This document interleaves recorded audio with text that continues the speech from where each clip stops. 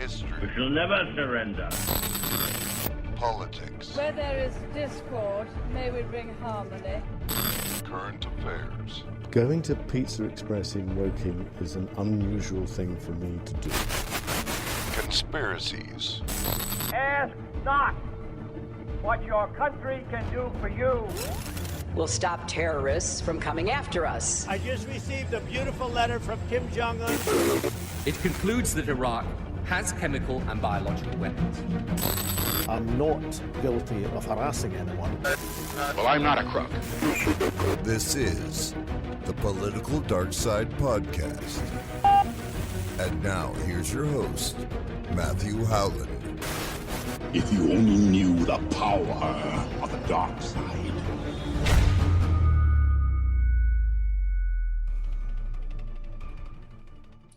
Hi everyone, welcome to episode 4 of the Political Dark Side podcast, a month after the Scottish election. Various bits and pieces have happened, so it's going to be a bit of a mixed bag of an episode.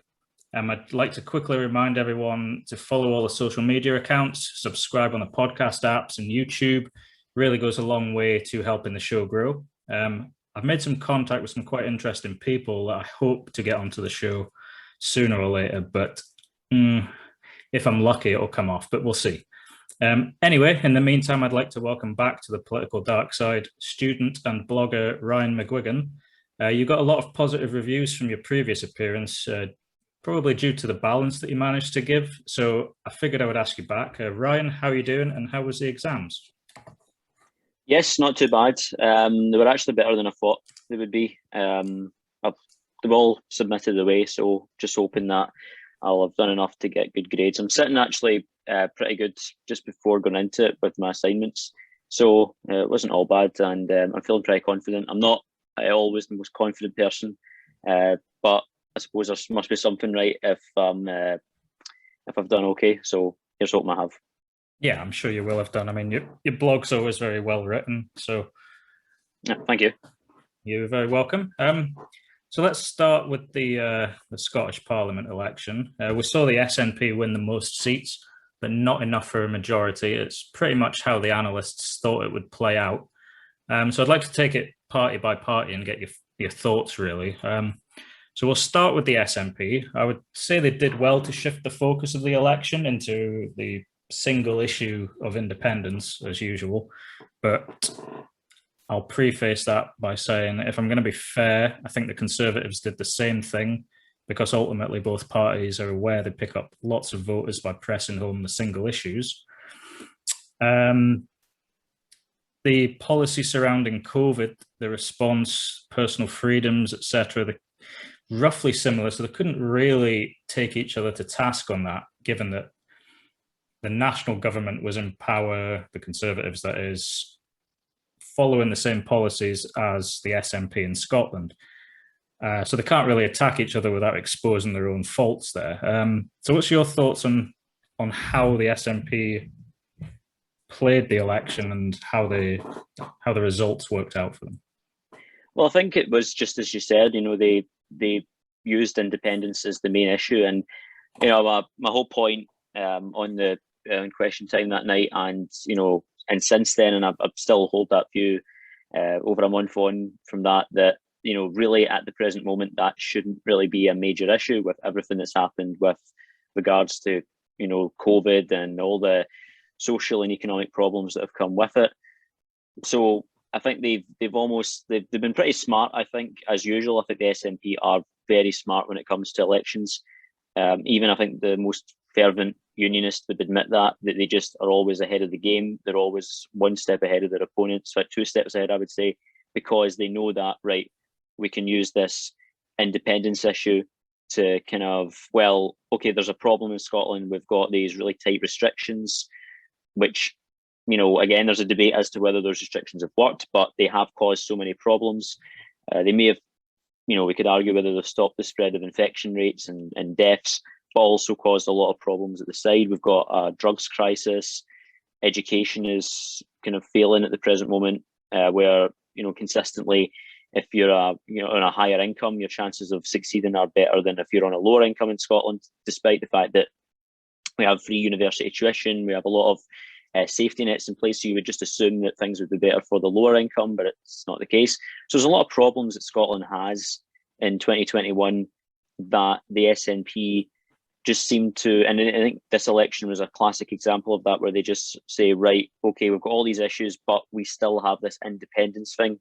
And I think in an odd way, if they actually ever win independence, that's the only way I think we can actually take. I actually, as much as, I am at the present moment, that could change. I'm always open to change my mind. I've changed my mind on some things.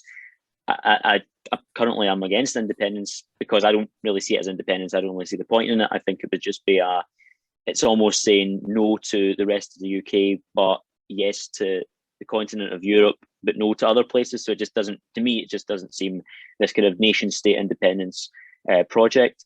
But it's just in a kind of weird way it's just as if they can just use this to just try and put everything else to the side, and people have kind of jumped on board that. And I'm sure that even unionists sort of can't seem to get in edgeways. But oddly enough, I think the only way the SNP long term will ever be defeated is actually through achieving independence, because then they couldn't ever use that. They'd then have to be exposed by all the things that have happened. But I think that the election just showcased that unionist incompetence in the way that they campaigned, the incompetence in the way that they were all fighting with each other. I know obviously there was some divisions within the independence movement. You've got the kind of old SNP versus kind of new SNP, kind of different factions, I suppose. But in reality, I think they were all pretty much united behind a common goal that if we vote SNP, we will get independence. Whether it happens sooner or later, I think it's now going to happen probably in a couple of years' time. That's if the UK government capitulate, which we know Boris is fond of the odd capitulation to things. He might say one thing, the man. Let's just say I don't think he's a guy that we should trust with his word. So I think the SNP did pretty well at the election because of that, and it's kudos to them, for that. If just using these issues to try and get ahead. And I know that people will maybe say, well, there was the Tories did the same thing with Brexit, but there was actually a democratic mandate behind Brexit. There is yet to be a democratic mandate officially on paper behind the concept of independence, but the SNP are still going to go ahead with that. But I can't really do much but admire them. I don't agree with them, but you have to admire them, and I have to admire Nicola. She's a very, very good political operator.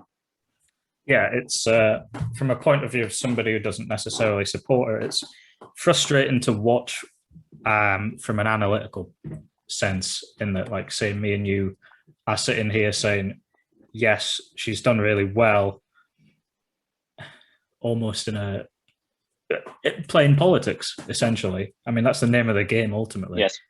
The party does do it very well, but it's, like you say, how do you actually defeat that and expose it is the only way that they actually get what they want, and then they're found out, because it seems to be they've been in government for so long, and that doesn't seem to have found them out, because they can just switch up the issue to whatever it is.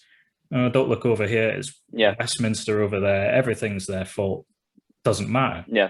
And it's it's almost as if people forget that they've been in government for so long.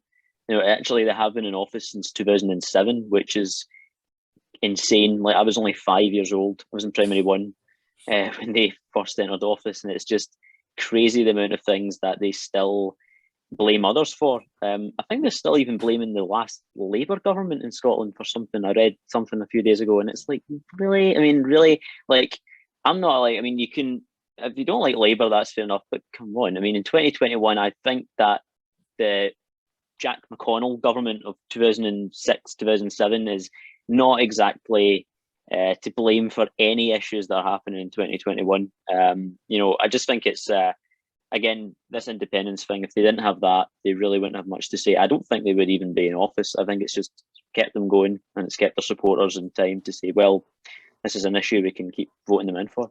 Yeah, it's quite a clever trick, because I think to an extent, they tap into the same thing that Donald Trump tapped into, in the sense of, let's make out like we are the anti-establishment vote. People are fed up of politics and politicians.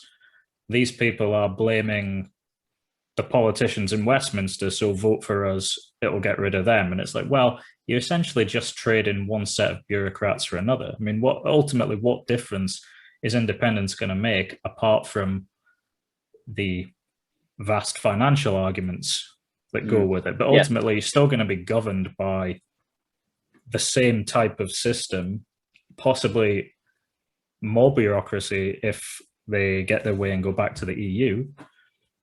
But yet they still manage to maintain this perception of being the anti-establishment outsiders, which just isn't true. Yeah, it makes very little sense. I think that I'm sure it was Jim Sillars, who is I think he used to be the deputy leader of the SNP, and I'm sure he was a Labour MP at one point as well, and he's a proper socialist character, and he's not a fan of the SNP at the present moment. I think that's a bit of an understatement. He's had some pretty harsh words to say about the kind of Sturgeon leadership. But his position seems to be, to me anyway, that seems the most logical. Like, he argues that Scotland should be outside both the UK and the EU. And he says that then we would be properly independent. And I think that, that seems to make the most credible sense to me. I just don't see how, again, as you said, could trade one group of bureaucrats for the next. And at least with UK or Scottish bureaucrats, at least they have some form of democratic legitimacy, you could argue, whereas in the European Union, there's very little democratic legitimacy. Yeah. And the whole vaccine situation as well with that, and the way that all was, it was Ursula von der Leyen, was almost saying, right, this country can have these vaccines, this country can have, it's almost like it's everything that Brexiteers said, that this is a pretty dictatorial organization that is almost turning Europe into just one country. And I mean, I love Europe. I mean, it's a beautiful place. It's a lot of rich history to be studied in Europe. It's great food, great culture, all the rest of it. I feel like a shit sandwich is coming here. Like, yeah, well, I love it, but sort of. I was just gonna maybe make a little point here, but again, it's not just it's a continent, but it should be celebrated in the fact that it has nations within that continent. And I mean, again, as I said earlier, if the circumstances change and I see a massive change in the argument, then I would end up saying the same thing about the UK. Like, I don't really see the UK as a normal country. I don't think it's normal for a lot of reasons, but it's not normal in the sense that it almost is a sovereign state, but it has within it nations who all have different cultures and different kind of outlooks on different things. I think that, that's the kind of thing they're trying to turn Europe almost into the kind of USS, it's kind of United States, USE, that would be actually United States of Europe. And I just, they'll argue that's not what we're doing. We're just trying to bring countries together, but it clearly is that's the path that they're headed. And if they were a bit more accountable, maybe you could get behind it. But the fact that there's just very little accountability, I think, turns a lot of people off. And again, there's that divide where they've just managed to convince a lot of people in Scotland that that's the way forward. But again, I think the Jim Sillars approach, it just seems to me the most logical, where you're actually independent, but his position is a very minor school of thought by the looks of it. I don't think many people are lining up to support his views, which is unfortunate. I know the Scottish Libertarian Party believed in that sort of opinion. Yeah. I mean, I'm not completely against that as an idea, because then at least you are attempting proper independence. If you rewind, 5-6 years, at one stage you would have had X amount of councillors, MSPs, MPs, MEPs. I mean, how many of them are really accountable? Who's actually making your decisions for you? At least if you've only got here's councillors and MSPs, that's it. They're making the decisions. They have to be accountable to you. They can't just go, oh, well, Europe's decided that bit. Oh, well, Westminster's decided that bit. It's, like I said, I'm not inherently against that as a concept. I would rethink my position if that's the position that the driving forces of Scottish independence was taken, but it's not. It's just, like you said before, it's a rejection of the United Kingdom. It's not necessarily a pro-Scotland thing. It's almost like a globalist position, you know? Yes. It's not really genuine nationalism in that regard. But then, of course, I often get a little bit not frustrated, but it kind of bothers me a little bit when some unionists call them nationalists, and I wouldn't call them nationalists in that sense. They're not like nationalists like the kind of Donald Trump, America First kind of guys in America. I'd say those guys are proper nationalists. Whereas these kind of Scottish kind of nationalists are a little bit different. I suppose there are genuine Scottish nationalists out there, but their nationalism is almost a rejection of their closest neighbours, and it's embracing other countries, which again I have no issue with, because I think Scotland should have a positive, friendly relationship with countries around the world. But it's like I'm sure that we also have 4 times more trade reliance with the rest of the UK than we do with Europe, and they want to just get rid of that. It's like the SNP's criticism of the Johnson government and the Conservative administration during the Brexit situation is that they want to cut us off from our closest neighbours, Europe, and then be best friends with the Americans. But that's exactly what the SNP want to do. Only you could replace it with they want to cut us off from our closest neighbours, which is the rest of the UK, and then replace that with Europe, which Scotland does trade with, but not nearly on the same level as it does with the United Kingdom. And I just think it's pretty just counterproductive to that whole position that they're promoting. Yeah, I mean, you made the point as well about Jim Sillars moving from Labour to SNP, and I think that accounts for a hell of a lot of their support. Yeah. You mentioned the drug deaths as well. I mean, I don't fully understand the logic of the likes of Joe Fitzpatrick, who was the public health minister, massively increasing his vote in Dundee City West, given that drug deaths were through the roof. I mean, if his own constituents aren't going to hold him accountable, who exactly is? Seemed odd to me. But we need independence.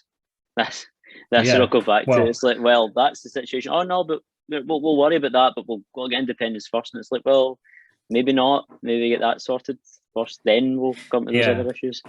Yeah, I mean, like we were saying about Brexit. I mean, from what I can see, there seems to be like an unholy electoral alliance whereby if you were against Brexit, you voted SNP because it's a route back into the EU, possibly. Meanwhile, you also voted SNP, obviously, if you want Scottish independence, but perhaps out of a sense of hopelessness with a current perceived predicament created by a Tory government, which has been in power for the best part of, for the sake of argument, let's say 40 years, if you say that the Blair government was more Thatcherite than anything, if we're going to be picky with it. Yes. I mean, that sense of hopelessness is essentially the same reasoning behind people in the poorer parts of Northern England voting for Brexit in the first place. So, and not to disparage them too much, but I mean, essentially you've got the bureaucratic and academic ski holiday middle class bemoaning the loss of the right to live and work in the EU. But I mean, ultimately, the poorer parts of Dundee and Glasgow aren't upset about losing their summer work placement in the south of France, though, are they? I mean, no. They need jobs here to put food on the table, yet they voted the same because they want to try something different, perhaps without understanding the consequences, because the economic arguments haven't really been, put forward. You'll be familiar with the Barnett formula, obviously. That's essentially what little we have to go on at this stage. So, I mean, like you said, a lot of the poorer elements are voting SNP. They're ex-Labour voters who are perhaps, they were turned off by Blairism and then by probably Corbyn's Labour Party. having the large element of wokeism. I mean, Yes. you've ultimately got the same phenomena taking over the SNP now, which I think Alex Salmond's kind of hinted at that in some interviews that he does, but I don't think he really wants to go down that. It's a difficult route to criticize, essentially. Yeah. I mean, I don't think people necessarily realized like some of the things that Hamza Yusuf said and that the Greens have been pushing, particularly the older generation of SNP voters who perhaps aren't as exposed to the internet generation, who see these things taking over Twitter and whatnot. And that, you know, they don't get that in the pub, for example, or if they were allowed to go to the pub. You know, they're not arguing with each other about race relations, you know, but they still might say that let's have Scottish independence, you know, because it's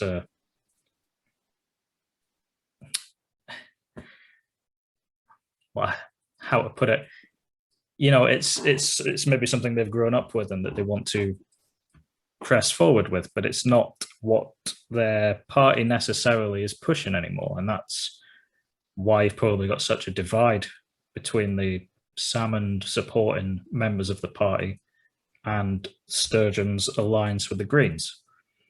I mean, how do you perceive what the SNP stands for?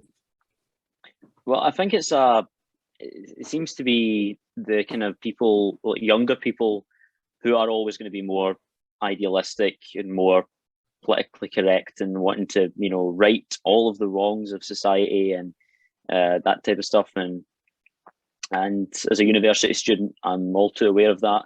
And, you know, I mean, people have good intentions and if that's what they want to do, but there is an issue with that where it's this idea of this wokeness it's almost like it started with political correctness and then it just became wokeness, where it's just got to the point where you couldn't have a conversation with political correctness, but it's now not that you can't have a conversation, you just can't.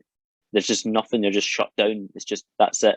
There's no room for debate. And it seems to be that the attitude within the kind of Sturgeon sort of position, the kind of Sturgeon, Patrick Harvey view of things, just to shut down all forms of reasoned debate. And it's pretty absurd.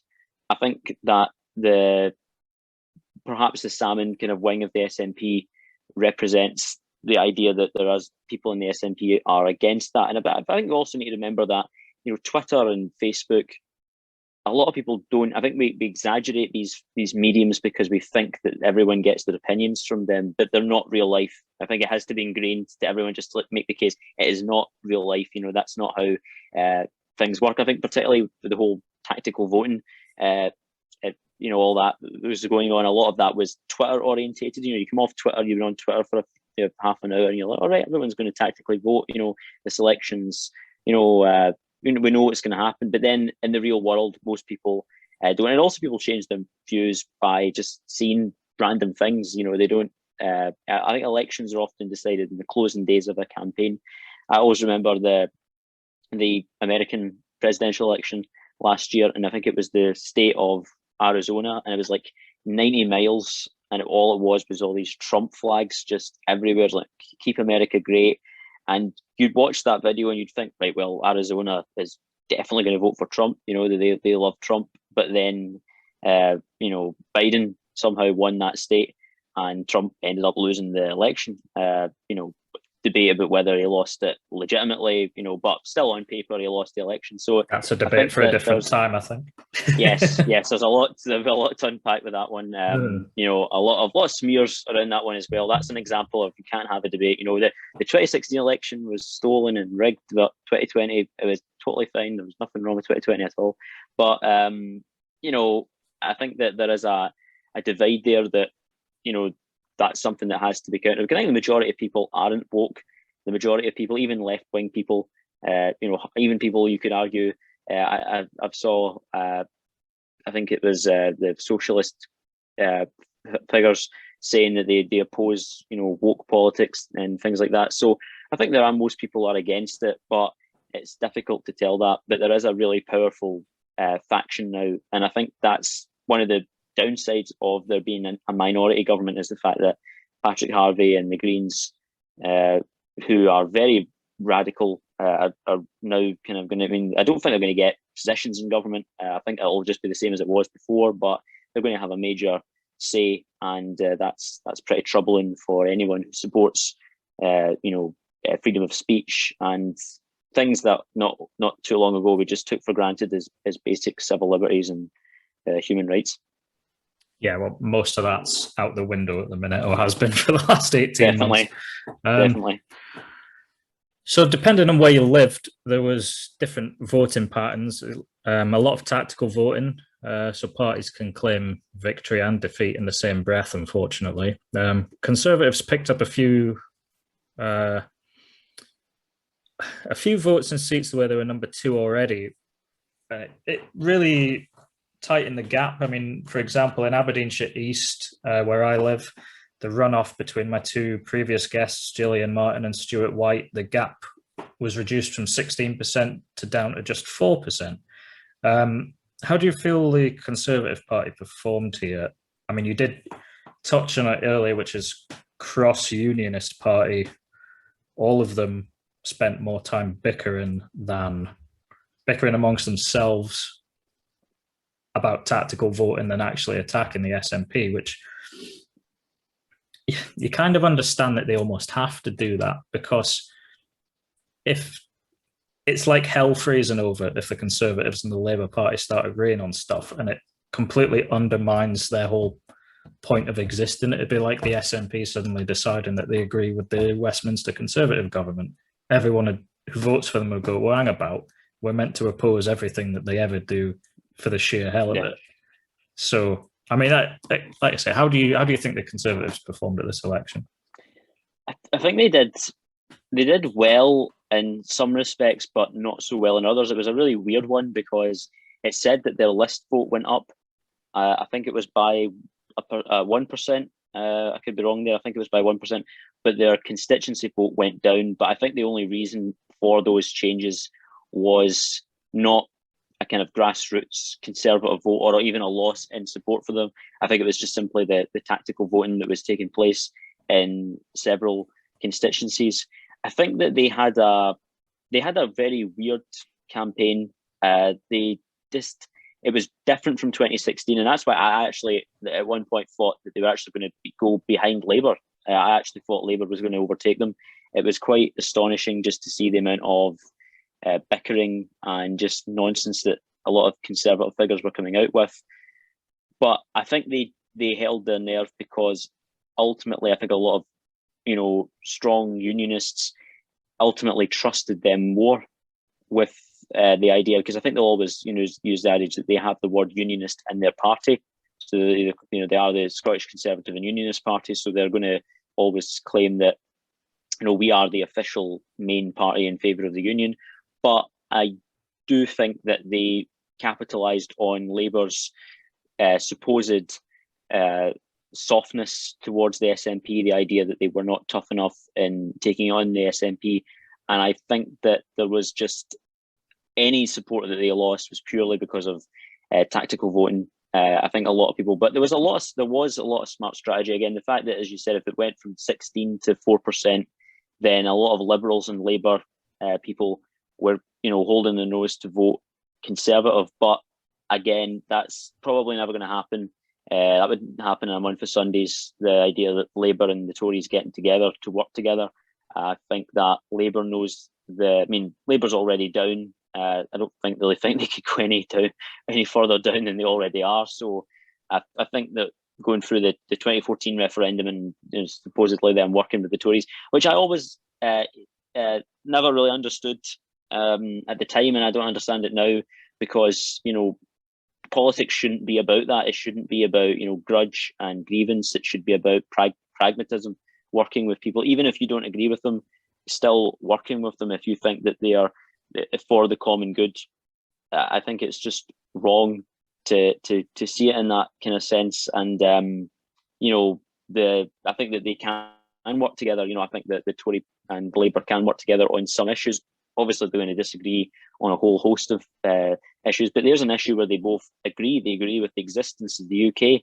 They actually both, well, they claim to support the existence of the UK. You know, why not put your other issues to the side and say, right, the UK is at threat, which it is, because we have a separatist government in leading a major part of the UK. So, okay, we disagree. We don't agree with each other on tons of issues, whether it's on the NHS, schools, the economy, things like that.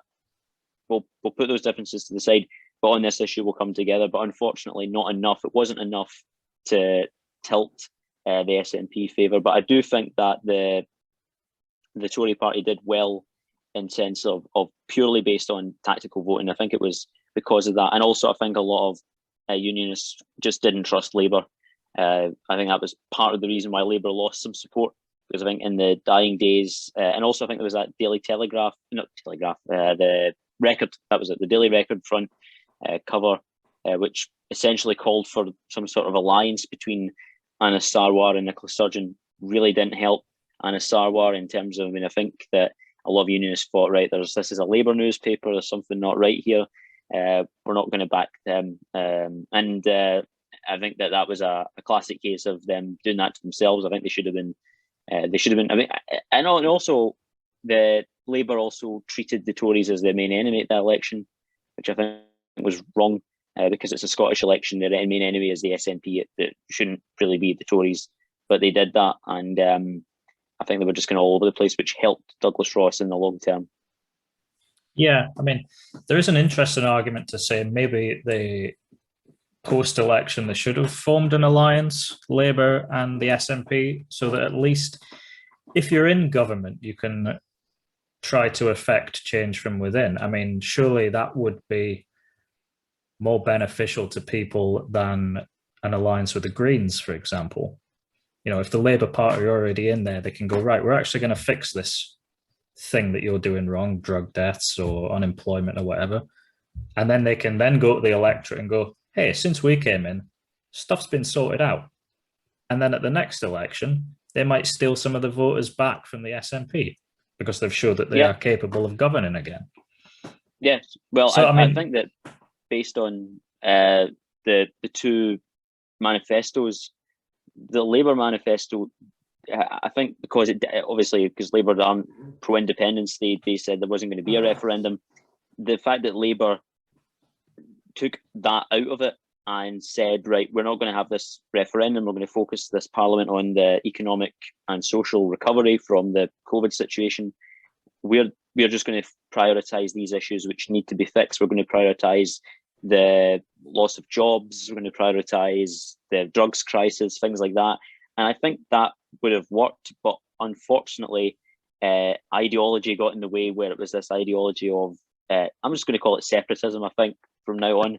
I think that's probably a better use of the term than independence. And that's probably why the SNP held a lot of those voters. But I think, not that they were both, well, not that Labour went to the election with a great platform, but I think that their plans certainly would have spent less time focusing on a constitutional issue, which has already been voted on. And I think they would have spent more time focusing on issues that actually matter to people, that would have done better. But unfortunately, people were not up for that. Yeah. Anas Sarwar seemed to come across quite well, though, to be fair to him. But ultimately, his perception is inherently linked to that of Keir Starmer and the UK Labour Party. I think he's been a disaster on top of Jeremy Corbyn been a disaster. I mean, you saw that play out in the Hartlepool by-election. Yeah. I saw an interesting tweet that explained that result. I'll just read it out. The Tory pitch to the working class was, we'll create some jobs. Labour's pitch to the working class was socialism, IRA supporters, gender isn't real, you are a racist, BLM, the UK is evil and should be split apart, and we want to imprison you if you upset a minority. Like some areas in America, there's a massive amount of people who've been left behind economically, and they're now witnessing events which have pushed their personal interests to the back of a long queue, and they've essentially been left to fend for themselves. I mean, whether it's reality or not doesn't ultimately matter electorally. The perception is that Labour was prioritising everyone but their traditional base. So how do the Scottish Labour Party get beyond certainly the first what Tony Blair did to the Labour Party and the traditional base, then what Corbyn did to it, and now what Keir Starmer, his just general nothingness demeanour, is doing to it? How do they get beyond that in Scotland? Because, like I say, Sarwar seems to be all right, but yeah, he is likeable. I put it this way: of the five main leaders, I would actually prefer to go for a coffee with Anas Sarwar. I think I'd someone said you can go for coffee with one of these people. I would say, okay, Anas Sarwar. He seems the one that is a bit more rational and maybe would listen. You can play FIFA with him online, apparently. Yeah, that, or if probably him, or it would be doing some kind of, I don't know, crazy election campaigning thing with Willie Rennie. If you've ever seen him, he gets up to some crazy stuff probably in the election. So probably that. But yeah, that's could do that. Sorry, I mean, just to circle back on Sarwar and football quickly, I did see something that half worried me. I think his dad's Wikipedia page said that he supported Rangers and Celtic. And I just thought, right. Well, you're doing that wrong. That's an interesting one. That's not how you do it. It's a bit like, I was going to say, I've in the past, I've supported, I don't know what was it again? I think it was Arsenal and Tottenham, which I think you can get away with, but I don't think you can support Rangers and Celtic. I don't think that works. I think there's maybe a dislike between. Maybe you have to ask Arsenal and Tottenham fans that. maybe, but I'm just assuming that with them it's probably a strong dislike, but with Rangers and Celtic, I think it's just pure hatred. I don't think that would work out.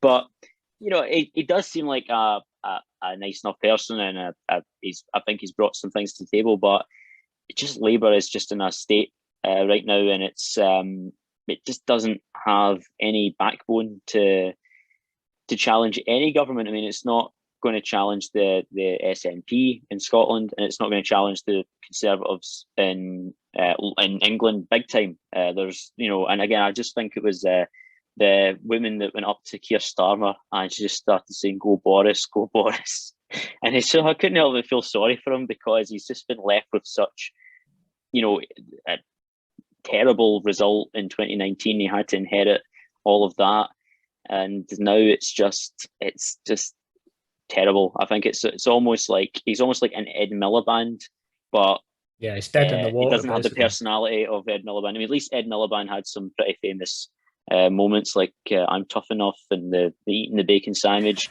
which well, eating the bacon sandwich was not good for him. Let's just say it was not a good moment for him. But at least there was something, you know, there was a bit of interest there, and I think it was a bit of a meme for a while.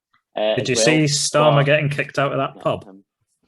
Yes, I did, and I also felt sorry for him there, because not because the pub owner or the guy that was, I think it was whoever he was annoyed at him. I think the guy had legitimate concerns to be annoyed with him, but it was just the fact that I just wish it would have been Boris too. If we're going to do that to anybody, because Boris has also done that. It's in Boris. I think that the same day Boris was just sitting with like some people at an outdoor pub having a pint. He's like, "Oh, it's been a great day for me," and all this kind of stuff. It's like the guy is just nothing ever bad happens to him. He's Teflon. He's Teflon, because bad stuff does happen to him. Like when he got stuck in that harness thing around the time of the Olympics. People just played the clip over and laughed about it. Yeah. At the Hartlepool by-election, when I can't remember the name of the lady who won, but Boris made an appearance the next day, and the giant inflatable Boris started deflating behind him. You know, I mean, it makes a great meme, but ultimately, who gives a shit? It's just even the Dominic Cummings thing there with that whole didn't lay a finger on. I'll get to that whatsoever. Like, guy came out and just said his whole government was incompetent, terrible at doing its job, couldn't handle the situation. He's now 21 points ahead in the polls. It's just if I ever get into politics, I would like to be in Boris' situation. I wouldn't mind that at all. Probably won't happen, but I wouldn't mind that, where you can just have so much nonsense and so much crap can happen, but you just manage to get out of it. I think crazy. the government being called incompetent isn't anything we don't already know. It's just that, like you said about going for a pint with Anna Sawa or coffee, even Boris, because he's played such a clown figure, you almost just go, of course it's incompetent. Like, Yeah, what are you going to do about it? Vote him out? Who are you going to vote for instead? We're in such a mess of crisis of leadership that we don't have anywhere to turn. Yeah, it's just Oh, is your video gone off, by the way? Oh, has it?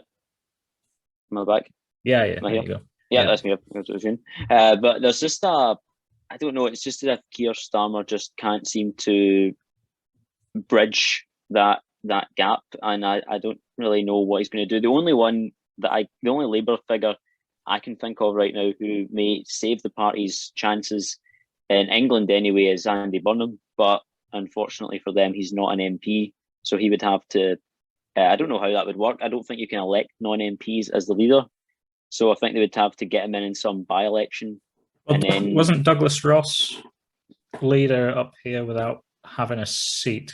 Well, that's true. I don't know if the rules are different. Maybe that's the case. Maybe I'm sure he can, but as far as I know, I don't know if that's the case in the House of Commons. But they may as well change the rules because they may as well elect him. I think he's probably their last saving grace. Yeah, I suppose he couldn't be sat across from Boris at Prime Minister's question time if he's not been elected. I'd have to look that up. That's quite an interesting point. But I did read that blog about the future of Labour that you wrote. It was interesting. And I suppose Andy Burnham, he came across well when he was pushing back against lockdowns. Was it last September? He was. Yeah. I think his whole point was that the lockdowns, when they get put in place, but you have to put in place the financial measures to support people. Like, you can't just lock people down, put them under house arrest, and then not help them financially. There has to be some form of safety net for people, with their jobs and things like that. I just thought that just kind of makes sense. I suppose he would be followed by I think he was Keir Starmer, which is major part of the problem, but he was a Remainer as well with the Brexit situation, so maybe a lot of Brexit voters wouldn't trust him. But at this stage, I don't think there is really any mainstream Labour figures who support Brexit, so I think they're just going to have to go with someone who was Remain but is now saying, right, okay, I was Remain, but now I am respective of the Leave vote. Although I'm sure he's represented that, even though the North voted to leave, Manchester was a city that I think voted to remain. So maybe he's still appealing to kind of Remainer factional base. But at this point, I think he's the only one I can think of, because the others don't really seem to have it. They could go the woke self-destruct way and just elect David Lammy, maybe, who, although I'm not a huge fan of his, he is charismatic with some sections of the Labour Party, particularly the kind of woke section. But it's not going to win a general election. Yeah, though. I mean, like we said about that tweet that I read out earlier. David Lammy is charismatic, but it's often in a woke sort of agenda, and that's it. The majority of people, like you said, aren't interested in that. Yeah, ultimately. That's not to say people don't necessarily agree with political correctness. Of course, there are vast elements of that should be agreed with, but it seems to be it's political correctness and identity politics has eaten all other politics alive, to the point where now you can't actually converse about anything without it becoming an identity politics issue. And, people have rejected that. Yes, particularly the Labour base, who I think overall don't like that type of politics. I think they just want pragmatism, and they're not getting it from Labour. And I think it's really caused a lot of issues. I think even back in I know Tony Blair caused a lot of harm to the Labour Party. I mean, oddly enough, he won 3 big elections, but still caused them a lot of harm in the long term. But at least back then, they still they understood the kind of that kind of drive to serve and have office. They weren't just kind of mouthpieces of opposition. I think nowadays they kind of are, and it's caused a lot of issues. And it is interesting because the last time Labour was like this and in the wilderness like this was during the kind of Thatcher and Major years. And from what I've read, they started off left wing. So when Thatcher won in '79, the reaction was, right, we're going to go to the left. So they elected Michael Foot, who, again, although had a lot of issues as leader, seemed like a decent chap. Not good electorally, though.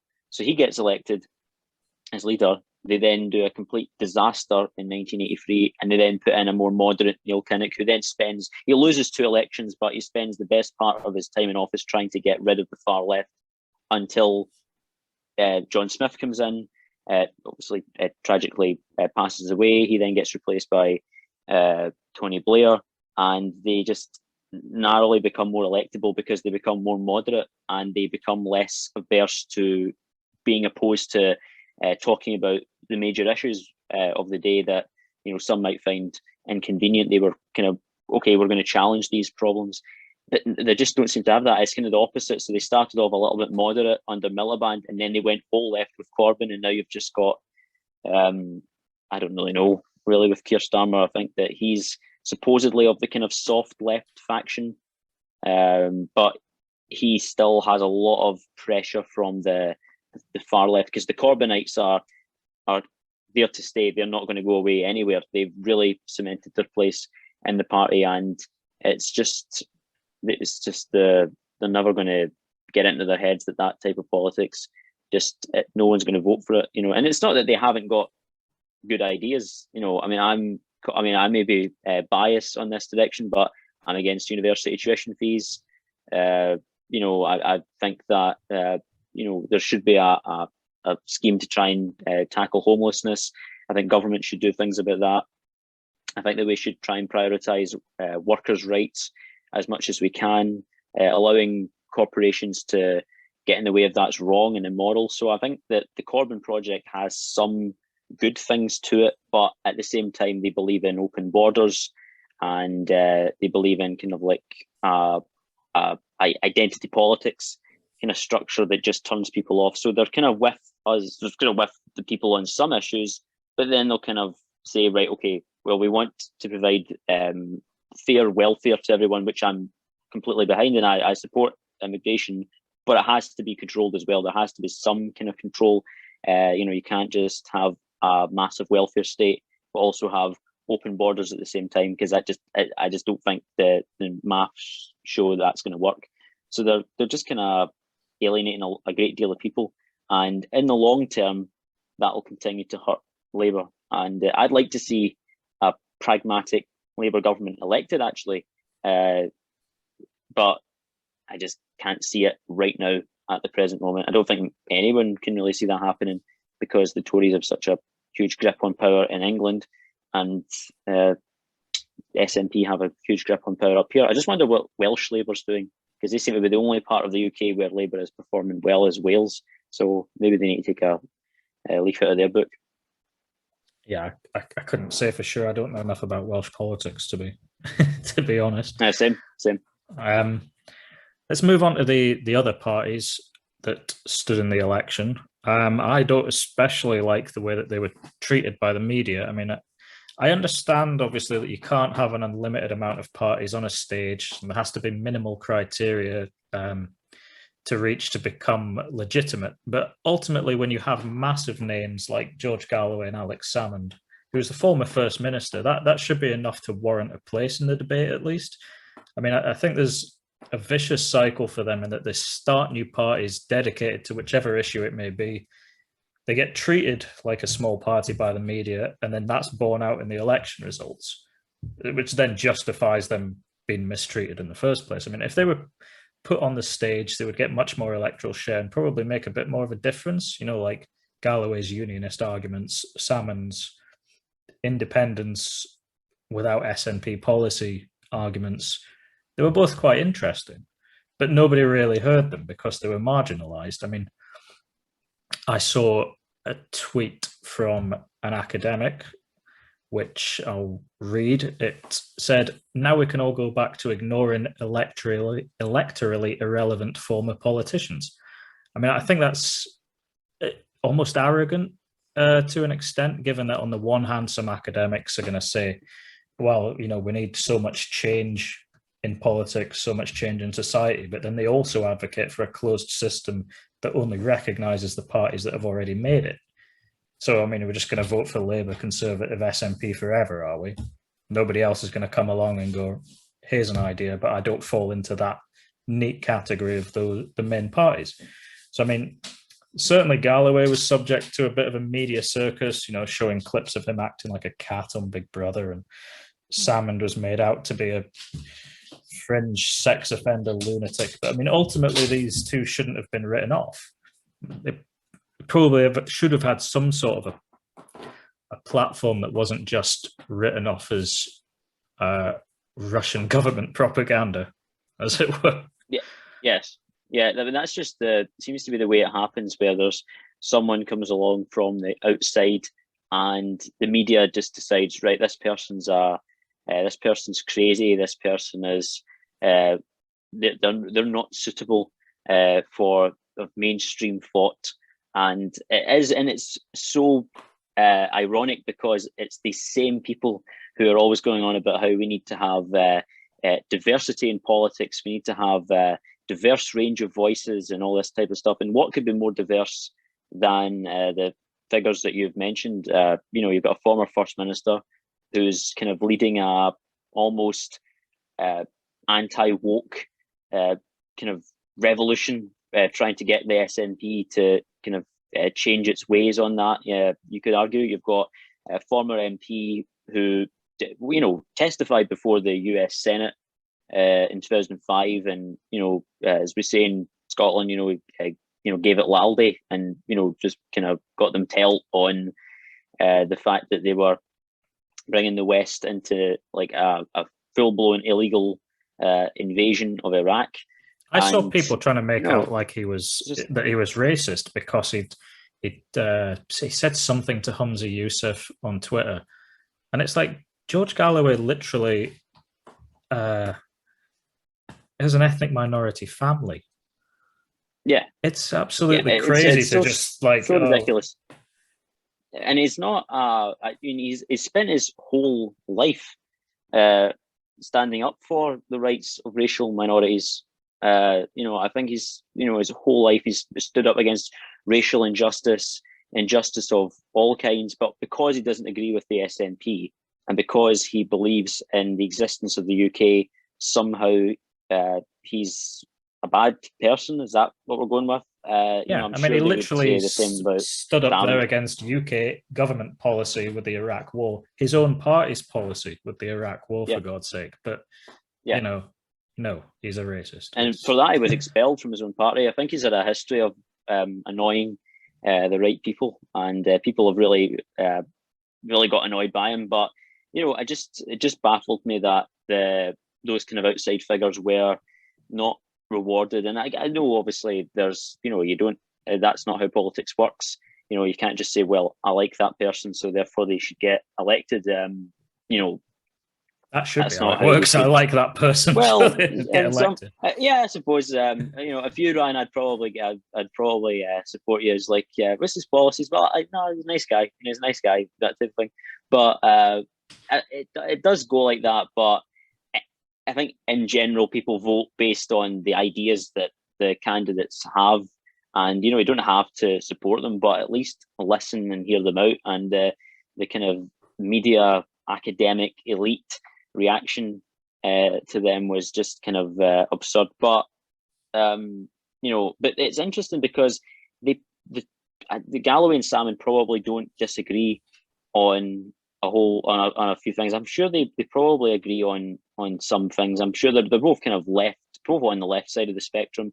But again, despite the many differences on constitutional politics, I think the one issue that would maybe oddly unite them is this rise in identity politics on the left, and the kind of rise in support of this real just form of nonsense, which is just saying to people, you know, we can't have a polite conversation. We can't discuss things. We can't do X, Y, Z because it might offend someone, or I feel offended because you're offending my truth, which is the most absurd two words I think ever. My truth. There's no such thing as your truth. There is the truth. It can't really. You could say my feelings, but my truth is kind of stretching it a little bit.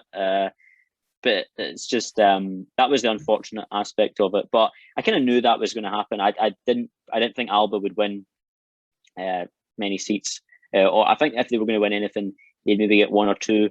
The same for All for Unity. I just I thought that kind of, there was also a lot of worry, particularly with All for Unity, because I think the only poll throughout the entire election that predicted that they would win or have any parliamentary presence also said that the SNP would get a majority. So I think that was less about people not liking him. It was just that people saw that and they thought, oh, right, okay, I'd maybe like to see Galloway in Parliament because he's a great speaker and he's a great orator, and it would be great to see him debating Nicola Sturgeon.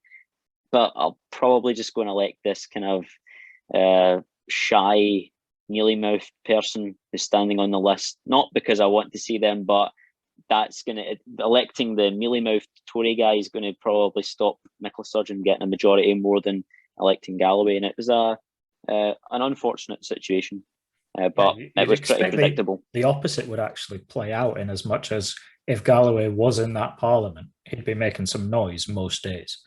Suddenly he starts writing the headlines just through force of personality, as opposed to, like you say, the mealy-mouthed nobody who's just gonna, he's a number, but he's not doing anything. You know, I mean, the amount of the Tories that were elected through that was bizarre, and same for Labour, which again helps the SNP long term, because there is a kind of I'm sure I learned about this. There was that sort of a, it's not snobbery, but I think it's more of a kind of looking down. If you're a constituency MSP, almost look down on your list colleagues, because you know when you got elected, your name was on the ballot paper, whereas the list guy was just through his party. Although a lot of those same people forget that Nicola Sturgeon was also a list MSP for 8 years, as was most of the kind of older SNP colleagues. But that is true. That's I think that I don't. I'm not an MSP yet, so I can't comment on that. But I'm sure I think that's a view that, you know, if you're on the constituency, you have some more legitimacy to sit in Parliament. But there's just that kind of idea, you know, that always reminded me of that Doors song, Backdoor Man. You know, that probably just seems to be a description of most of the candidates getting elected through the Labour and the Tories of this election. Yeah, I mean, the debates that we did see, I mean, they certainly seem to be set up to fail. I mean, you've got an hour with adverts, 5 people all shouting over each other about the same thing, always circling back to independence, COVID. It went nowhere. You know, that nobody actually learned anything about the candidates by watching that. You just came out with the view that politics was broken, essentially. It would have been much better served to do, you know, like hour-long sit-down interviews, even this kind of format, like actually getting them to explain their opinions on something without being interrupted by the opposite opinion just shouted over them. It doesn't achieve anything. It just seemed a waste of everyone's time. It's like I think that the kind of Joe Rogan format of doing things is the best way to do it. They just kind of, you can just sit down and just have a conversation where, you know, you don't have to be shouting over everyone. It can be quite relaxed. And I think if they just would have done that, I mean, again, I think it would been much better to see people, because I think also you get a more kind of personalized view of someone. I think if they're kind of just sitting down and they're just doing like a show over Zoom, rather than having a suit and tie and they're kind of wearing their work clothes, whereas if they, you know, just kind of dress casually as well. Not that it would change matters much, but I think it changes the perception a little bit of who that person is. Humanizes them, at least. Yes, definitely. Because often in politics, you just think of it in that sense that they're just kind of robots and they're all just standing there and they're just beep, beep, you know, for Nicola Sturgeon, her beat words are Indie Rev 2, Douglas Ross's Union, something like that. There's no, or for Anis Sarwar it would have been recovery, because he used that word quite a lot. But sitting down and just having a coffee or a beer together, I think it just would have made things a little bit better, and we could have understood where they were coming from more. But that was never going to happen because of how divisive politics has become. It would have taken the edge off it, and certainly diffused it from, if people seeing their leaders shouting at each other on TV is unhealthy, and it then spills over into personal relationships in the pub or within families and stuff. Actually have a reasoned debate, or let the person lay out their opinion, and then respond to it in a different format later. It's not just everything's so personal nowadays. Everything's got to be, and I'm saying nowadays. I sometimes say myself, I was there in the old days when it was different. I wasn't. I think you've read enough about it, though. Oh yeah. I suppose I've also kind of been a 70-year-old since I was like 10. So I've kind of I think I can use kind of older person's kind of language at times. But there was a time when I suppose you could express your opinion and it just wasn't so personal. But nowadays everything's got to be very personal, and if you don't agree, you're this, you're that. The kind of the right wing response is that you hate your country if you don't agree with them, or if the left wing response is you're a fascist if you don't agree with us, and it's like, well, actually, I'm not really a fascist. I'm not conversational really, middle ground. Always. Yeah, of course, and there's just nowhere in between that can actually say, right, you can hold an opinion without being an extremist. It's just the way things go. To be fair, there are some podcasts and shows where you can see some of these people talking about such things. I think like Holyrood magazine did a few interviews. Certainly there was one with Sarwar, I think. But it's like, for the vast majority of people, it's all well and good, the likes of us who are literally sitting here on a podcast, who will then go away and read about politics and tweet about politics and listen to other politics podcasts. But the majority of people are going to be like, oh, well, there's an election coming up, I better watch one of the debates to see who I should vote for. And then they turn it on and then they see just shit. They don't, they're not, that's not to, I don't want to put forward an opinion of like an arrogant thing, like making it out as if we're better read in politics than those people. It's more that they are fed very small amounts of what they should be given, if that makes sense. Like, right, all they're given is this hour of people arguing with each other, instead of, like, you really have to seek out the opportunity to listen. Definitely.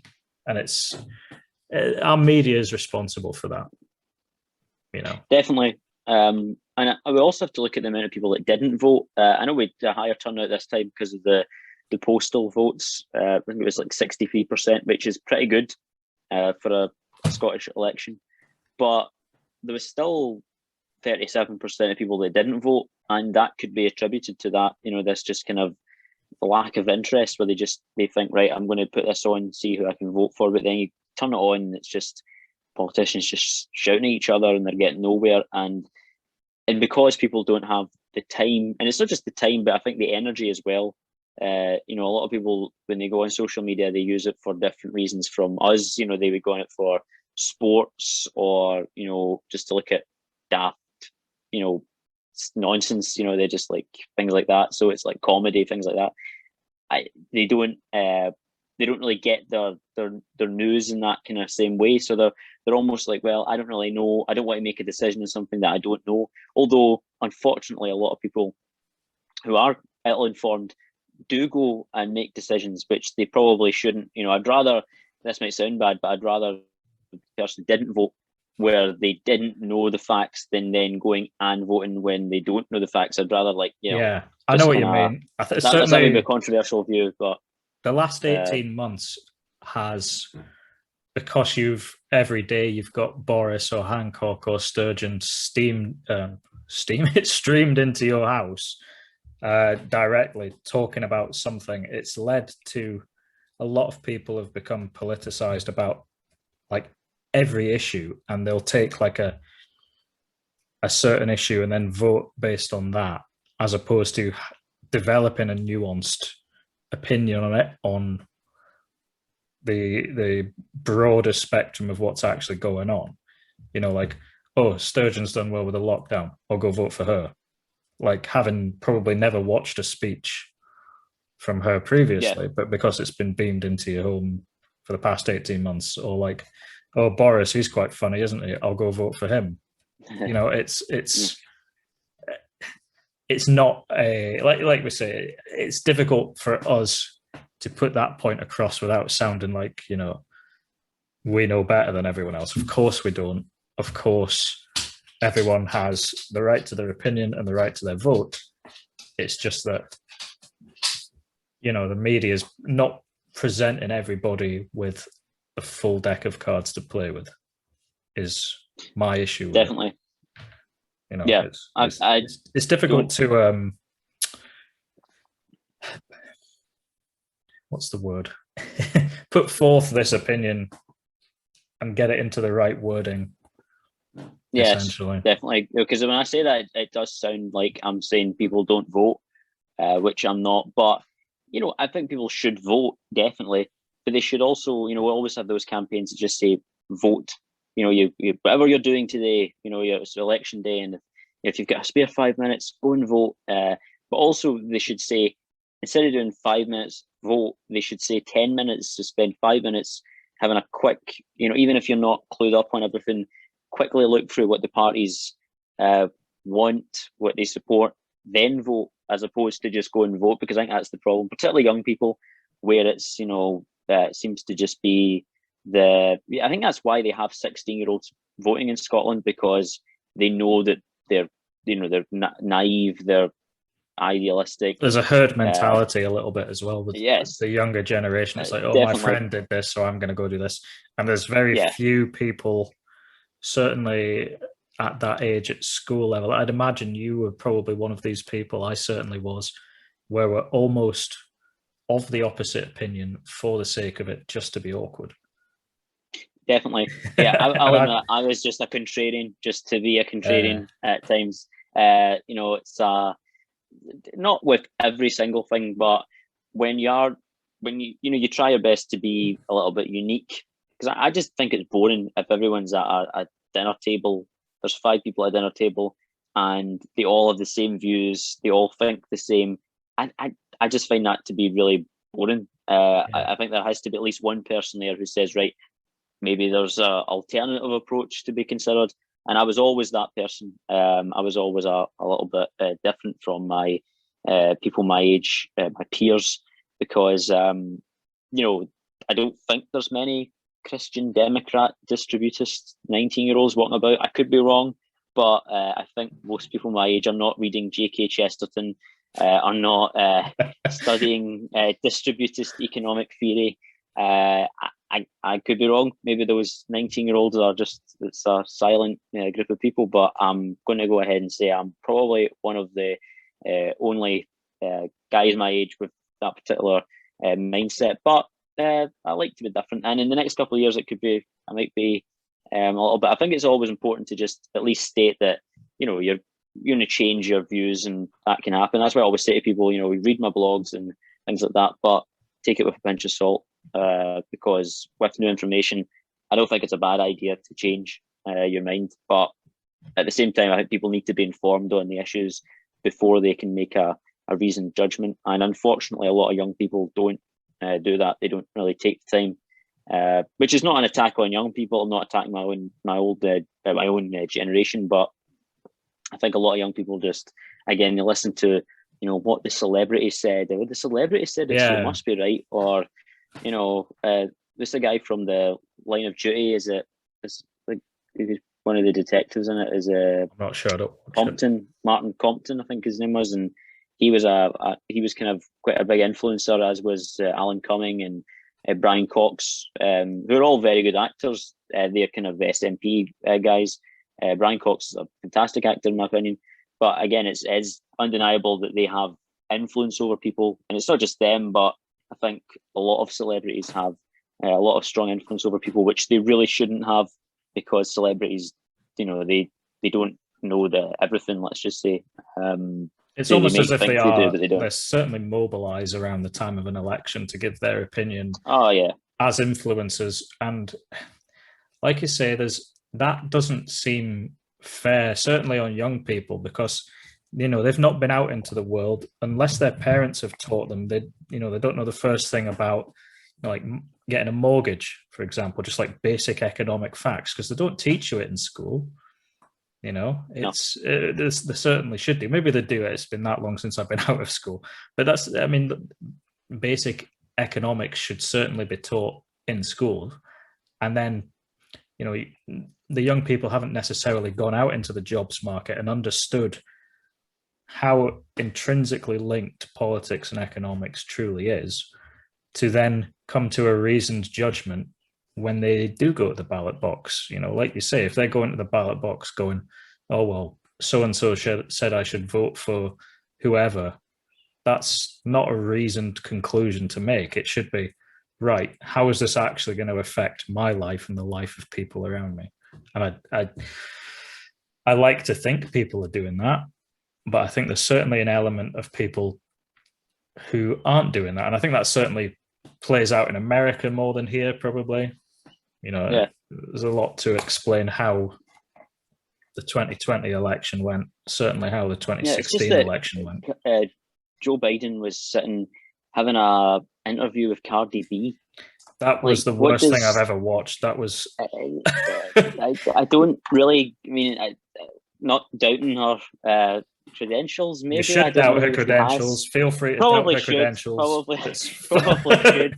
You never know. Maybe she's secretly is a political expert, and maybe she's good at hiding that from everyone. But why would the guy who's basically, now he is the president, but at that time was asking the people to be the president of the country, sitting having interviews with pop stars, particular pop stars like that, and just to me, it just sort of it just shows the kind of insanity of it all. I think American politics is always a bit more insane than ours, although ours is pretty crazy. I think theirs is always going to go that one step further. I think the Americans know how to just be that little bit more crazy, particularly on that kind of celebrity culture, where the celebrities are just so arrogant and that we are right.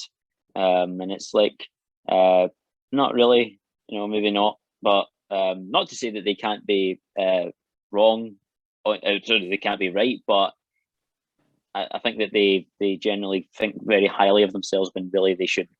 They certainly seem to have, celebrities, that is, have picked up on the herd mentality of, like, they all seem to be Democrats.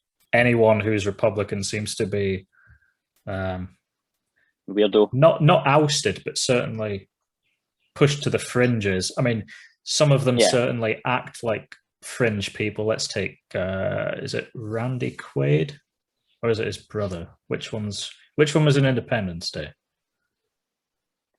I'm not too sure. I think it's Randy Quaid. Anyway, is it Randy Quaid? Yeah, Randy Quaid. He's a lunatic on Twitter. So, but obviously, it's like you've got the middle way in America, where there's like a massive libertarian party, which you've got the likes of Joe Rogan and Dave Smith, at least giving reasoned opinions, as opposed to Dave Smith's very good. Yeah, I like he's great. He's just very objective, and I don't always agree with him, but I like listening to his explanations of things. I think he's just quite manages to just think on both sides of something. But it is. I think there's a lot of celebrities who are. It seems to be at this point that if you're quiet, you're probably libertarian and kind of Republican. Although some kind of speak out. I suppose James Woods.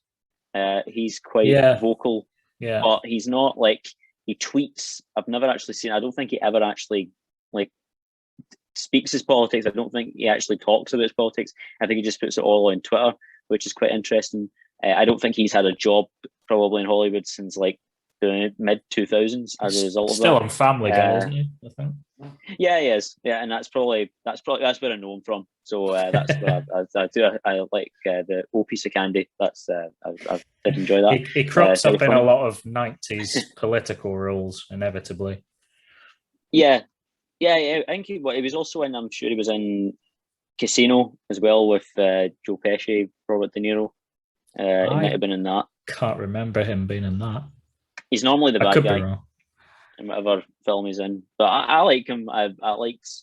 He was very, very pro-Trump there, but again, he likely won't get a job again. If he might get he might go on Family Guy again, but I think that's probably about it. I don't think he's probably going to get any major movies. It just seems to be that just seems to be the case, that you just, if you have a slightly unorthodox, I should say, view, then you're kind of we're not gonna allow you to have an opinion.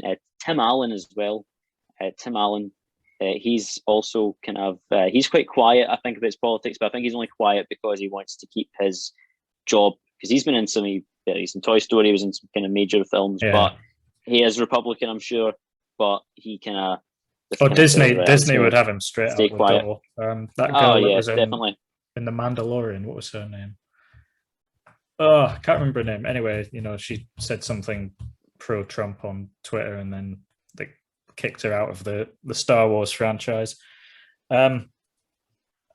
It's quite interesting, the being banned sort of thing, like Donald Trump's extended 2-year Facebook ban now. And then at the same time, they've suddenly started allowing posts speculating that COVID is lab made in Wuhan, China. Which he was right about then, because he was saying that last year, and they were calling him crazy and insane. And anyone that believed that was a nut job. And turns out, actually, it's probably the case. That's how it happened. This was not probably a natural virus that just spread. And really just goes to show the hypocrisy of it all. Like the fact that there was the experts at the time were saying that originally, then it changed, and then it was the mask issue, where if you, even in April, I think last year, they were still saying masks don't really work, and then we found out that actually you have to wear them now. It's just I think there's been a lot of deception surrounding the pandemic, but on that issue in particular, the origins of where the virus actually came from, there was you can't say that, you're crazy, your opinion shouldn't be considered if you say that it was from a lab, and it turns out it probably was, and Trump was right on that. There's a few things that's happened, like if it was that, and it was also wait until after the election, and then the vaccine got brought out. It was the week. It was literally 3 days after. Yeah, and it was just like he got unlucky with that. It was for a guy that was pretty lucky, I think, throughout his presidency. He dodged a lot of things. It was Teflon, like Boris Johnson, Yeah, he was for a while, but I think in the end, it was just too much. The establishment was just too much against him, and he really had no chance. I think in the end, although I actually thought he would win, but. I did think that, looking back though, maybe from hindsight's great, I suppose, but looking back, he probably was too much up against him for him to actually have won. But in the end, I think he just got unlucky with that. But he was right. He was right about that whole situation with the whereabouts, like where the actual virus came from.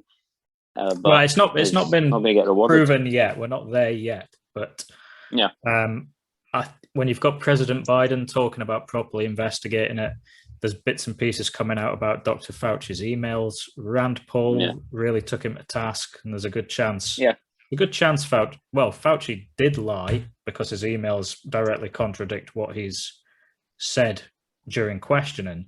So it'll be interesting to see how that plays out. I'm currently reading a really interesting book by Josh Rogan about Trump's relationship with China and how it's played out through COVID. He's been doing a lot of good work on that. I think there's a fair chance he's going to break some really interesting stories about the US and China doing dangerous research in Wuhan. And I think that's going to come out this week, the week beginning the 7th of June, that is. But just to go back to what you were saying about elements of COVID getting politicized. I mean, I'll read this tweet out. This is from David Hogg, if you're aware of who he is. Yeah. Just in case anybody doesn't know, he's a survivor of one of the school shootings in America. He's anti-gun advocate and generally very left-wing and Democrat. And he wrote this tweet saying, "I feel the need to continue wearing my mask outside, even though I'm fully vaccinated, because the inconvenience of having to wear a mask is more than worth it to have people not think I'm a conservative." Like, what, no, I don't really understand. That's mental. I mean, what's it got to do with that? That's how politicized it is, that this kid would continue to wear a mask in case somebody thought he was a conservative. So when we all go to a restaurant and we sit down and have meals, are we conservative for the hour that we're sitting down because we're not wearing a mask indoors? And then when we stand up, we're left wing again. Is that how that kind of works? I don't really. I don't understand what his logic there is. But it's divisive is the problem. That is so divisive. End of the day, he's a blue check mark on Twitter with millions of followers, and it's a crazy influential, thing. I'd imagine as well.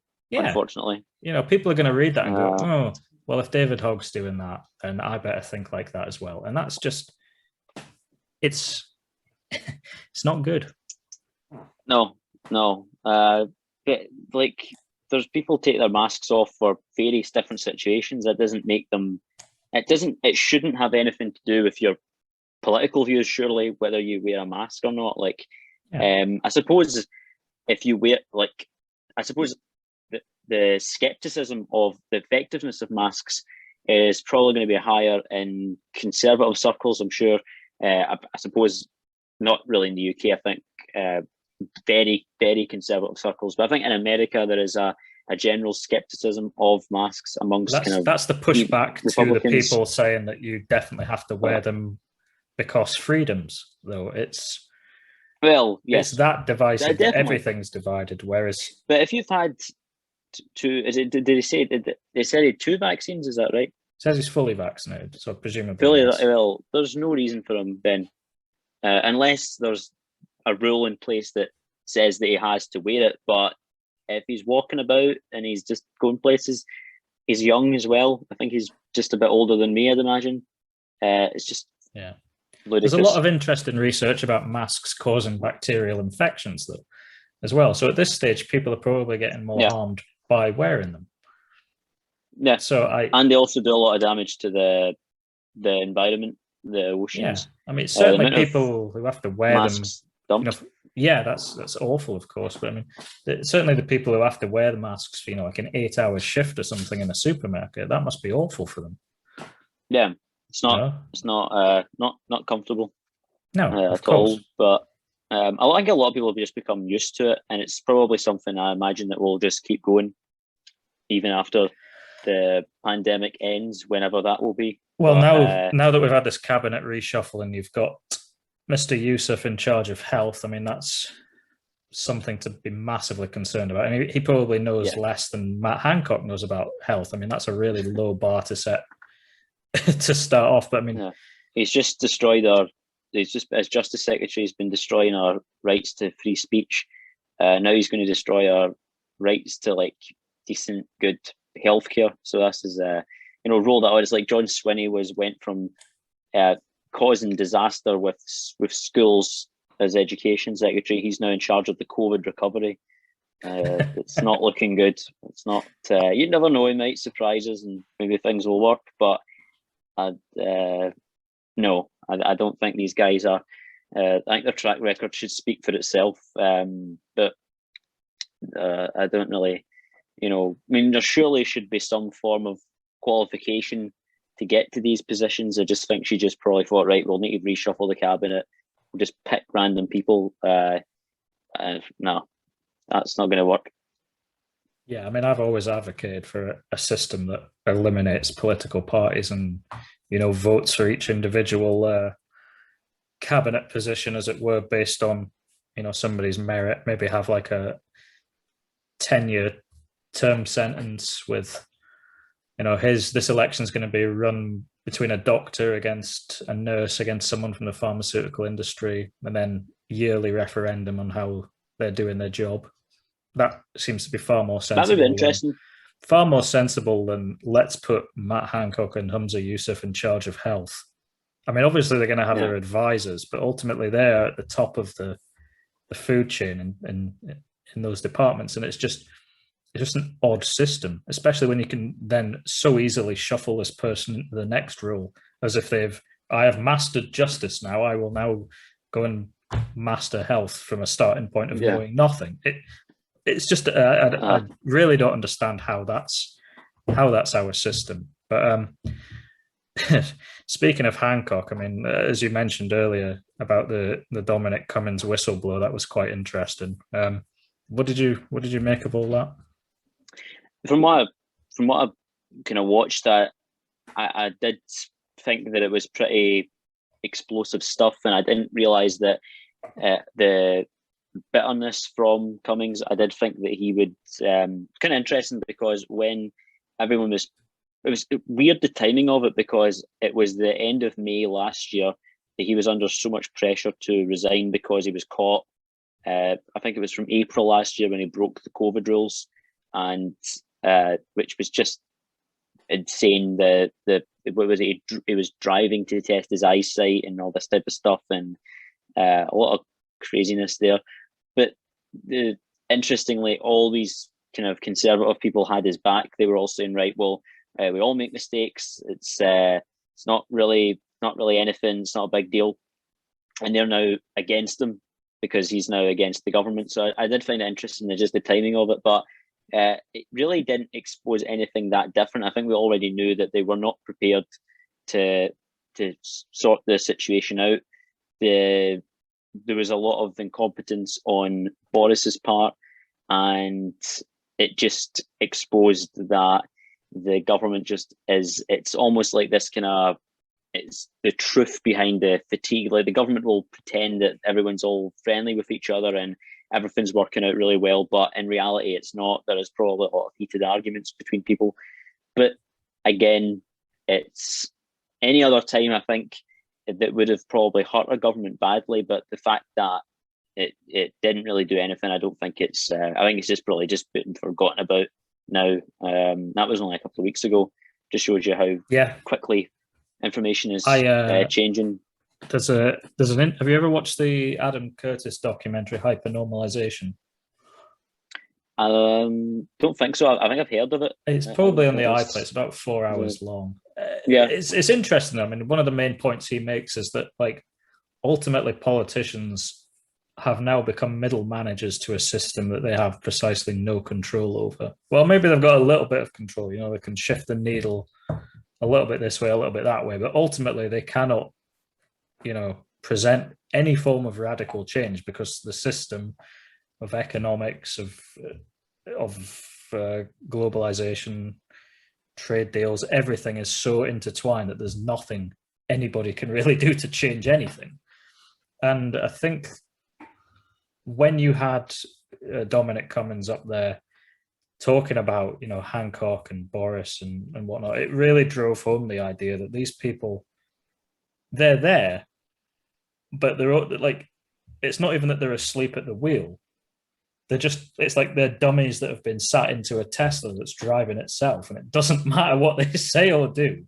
Yeah. We can't even get rid of them, even if we wanted to. So it's just... No, especially Cummings. Like, you can't really... you know, he was there as an advisor, but he had a lot of power, I believe, when he was in. I think purely because he was very successful with the whole Brexit strategy, and then getting Boris elected eventually as PM.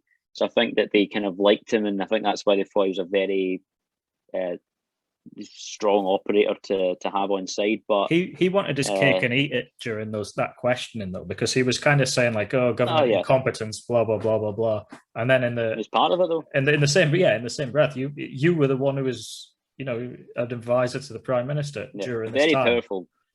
Man. He tried to distance himself a little bit from it, but I mean, one thing that did come out of the whole thing was him claiming that his wife and kids were being physically threatened at the time, and that's the reason he went up to Barnard Castle. I think he claimed that there was a mob outside his house threatening to kill them. But funnily enough, I saw him say that live on the inquiry, and the news didn't really pick up on it. Like, you know, the 24/7 scrolling news was just Cummins apologizes for mistake of driving to the castle, but it didn't report on like what I considered to be a massive factor in him doing that, if it was true. But equally, why have you waited a year to tell us that your family's been threatened? You know, like that's pretty important information, and it would probably have altered maybe the headlines last year as well. We could have got more insight into that, but that doesn't really surprise me, because there was I'm sure once the revelations came out about the whole situation, there was protests outside his house, and there was people. I'm sure there was at the time. But he's saying, what I didn't understand was he was saying he broke the lockdown rules because of the people at his house, right? So he can't then blame the breaking the lockdown rules for the reason that the people were at his house, because one thing hasn't happened yet for the other thing to happen. Why were the people at his house threatening his family in the first place is what I don't understand. Yeah. No, it's like this. Who knows how much? I mean, it was quite an unpopular figure. Yeah. But I don't think people just randomly got together one day and just decided, right, we're going to go a pitchfork mob. We're going to go up to this guy's house. Certainly not. People who are capable of that sort of violence and threats, I don't think would have even known who he was. Like, he wasn't exactly like a mainstream figure until 2020. I didn't actually. I'll be honest. I'd heard his name a lot, but I didn't actually know what he looked like. Yeah. Until just before the whole situation last year. Before that, I think I'd saw him a couple of pictures, and I don't know if it was when it was, but I'm sure he was played by Benedict Cumberbatch, was he? In that Brexit. During the Brexit thing. Yeah, that kind of drama they did about it. Yeah. But I didn't really know much about the guy. I just knew that he was an advisor to the PM, and a lot of people who don't like Boris Johnson really don't like him, because he seems to be pulling all the strings with Boris. But I didn't know an awful lot about it. But it was just a really odd situation. But it like so many other things, because everything's, I think that whoever was it that said that a week is a long time in politics is, I think they were spot on with that one, because not even a week. I mean, a day. Just news changes so rapidly. In a 24/7 news cycle, certainly. It's it's on to the next thing that help. Quickly. Yeah. Yeah. That doesn't help too much. It's certainly bizarre. I mean, with that said, let's move on to the next and last thing. What's your thoughts on UFOs? I'm not sure. I think the kind of the overall thought I have about it, I don't know. I'm a believer in God, so I don't know if that conflicts. Although I have heard some religious people say that they actually do believe in UFOs as well, which is fair enough. I don't know enough about it, although I do know that I'm sure it was in America, they've come out with revelations that they may well be real. Well, that's why I ask. I mean, I'll put my question into some context. Yeah. There's a big report due. I'm trying to line up a guest or two to come on and speak about this, but we've got the Pentagon admitting that there are UFOs. They've released the videos and said, "Yeah, we don't know what this is." In the video, just talk of celebrities. You should try and get Dan Aykroyd, the actor. I've watched a very interesting video he does about the real Men in Black and infrared spectrum cameras filming out of space, where it's just like a non-stop UFO activity. He's really into that sort of thing. Yes, but that's a good idea. I will try and contact him actually. But the Pentagon's admitted that they exist. They don't know what they are, but they also seem to want to speculate that perhaps it's Russian or Chinese technology. Let's just, blame it on that. I mean, I'm not sure what the Occam's razor explanation is here, because ultimately we're looking at things that defy the law of physics, but equally it's very convenient to suggest our enemies have this technology because ultimately it's going to increase the American defense budget. So I'm not sure if this report's just going to be vague enough that we can go, oh, it could be the Chinese, or it could be the Russians, or it could be from outer space. But either way, we better spend some money. I think the best bet is probably that it's likely, probably either I'm going to say Chinese, maybe Russian, but I think at the present moment the Chinese seem to be they've been a bigger enemy of the United States over the past few months. They've really there's a lot of tension. It's almost like a new Cold War that seems to be emerging, and it's between the US and China, which would be interesting. But I think that they may well be using technology that then in turn could trick people to thinking there's UFOs. But overall, I don't know. I don't think I know enough about it all to make a full-on claim. Although I could say if it is real, it would really open up a lot of questions about different things, about like the origins of the universe, and if there's life on other planets. How do we sort that out? I mean, I don't really believe in life on other planets as such as of yet. I hope hopefully we can find out, because I think it would be quite interesting. I could be proven wrong. From a religious standpoint, I think that humans and animals are made within Earth, and we are like at the center. Everything else is just kind of like the leftovers of God's creation, almost like the Earth is. We've got the Earth, and then we've got all these other planets. But it's something to consider, I suppose. Maybe it's true, but I think there's also the possibility that there is, as with a lot of these things, there's a lot of skullduggery maybe behind it all. But it would be interesting to find out. It's quite interesting you coming from a religious perspective, because I don't necessarily buy into like a Christian viewpoint of it being like the Earth is the center of everything. But I'm more of, I hesitate to use the word science at the minute, but it's more, I think there's a vast amount of things that we just don't understand, and it doesn't necessarily contradict the idea of a god or godlike interference in our creation, or where humans fit in on any sort of evolutionary spectrum, if that's even the case. I think it's that impossible to say at the minute that we can only speculate. For me, the source of any potential UFO information is going to be vastly important. Like, why would I necessarily trust what the Pentagon tells me about it? I mean, if I open not always. Yeah, I mean, if I open the front door and there's an alien running down the street, fine, I'm in. But if they say UFOs have been around for 50 years, but you can't see them, we haven't got one locked away. That's it. That's all we know. We know that we don't know, is what they're saying. There's so much that could be looked into, I suppose, with that, because these kind of government organizations, they could well lie about it. But then you have to ask, what are they hiding as well? If they knew something, I'm sure they would come out with it. They're not always the most transparent. I think particularly the Pentagon, these organizations are not very transparent with people. So we'll see what it is that they come up with in the end. But I think it's probably best bet if there is anything, because I didn't actually think of it in that context about whether it was like a geopolitical enemy doing this. It could well just be some form of technology that's being used by the Chinese. You mentioned that America would increase its defense budget, but the US would use any excuse, I think, to increase their defense budget. They are very, even under Biden, I think it doesn't really matter who the president is. I think it's just always going to be the case in my lifetime.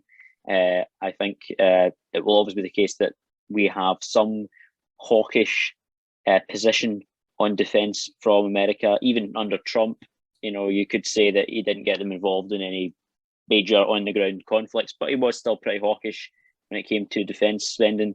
So I think the Americans are always going to use some kind of excuse. But I think of all the excuses to increase their defense budget, there might be aliens running around as quite an interesting one. Yeah, I mean, there's certainly enough agencies and things that are off the books. You know, I mean, we only know 1% of what MI5 and MI6 get up to.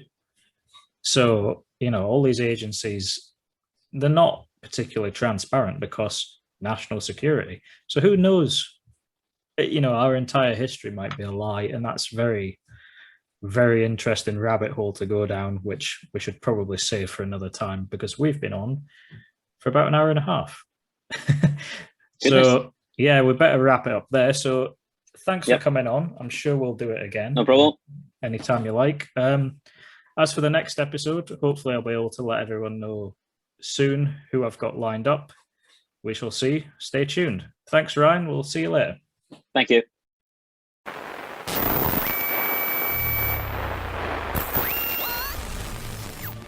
Join us next time for the Political Dark Side Podcast. It's a disaster. Whose idea was that? It's just ridiculous. Available on iTunes, Google, and Spotify. For more information, visit politicaldarkside.com.